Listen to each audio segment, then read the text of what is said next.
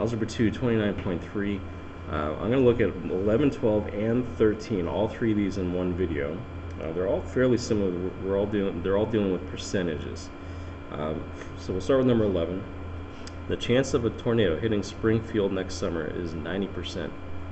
The chance of a tornado hitting Shelbyville is 70%.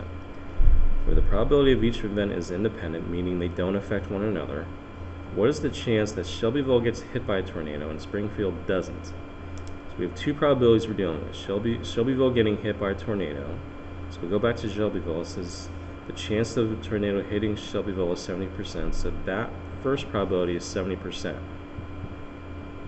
which I'm going to change to a decimal as 0.7. The second event is that Springfield doesn't get hit. Now remember that in the beginning, this is the chance of a tornado hitting Springfield next summer is 90%. That's hitting it, meaning not hitting it would be 100% minus the 90%, which is 10%. That, as a decimal, is 0.1. To get the probability of both of those things happening, we're taking the 0.7 and we're multiplying by that 0.1. When you do that multiplication, you should get 0.07, which means the chance that Shelbyville gets hit but Springfield doesn't is 7%. Change that, move that decimal point over twice. There's our percentage. Number 12. Ned is 80% likely to say okie dokie at least once a day. What is the probability that he doesn't say it 2 days in a row? 80% likely to say it, it means he has a 20% chance of not saying it. 100% minus the 80. That's 0.2 as a decimal. 2 days in a row means we're taking 0.2 for the first day and multiplying by that same probability, 0.2 for the second day, which is 0.04, which as a decimal, or as a percentage, sorry, is 4%. So it's a similar idea. It's just a matter of knowing which of these probabilities to use and what decimals to use. Number 13. On any given day, Homer is 40% likely to cause an accident at the nuclear power plant at which he works. What is the probability that Homer can make it through a 5-day work week without causing an accident?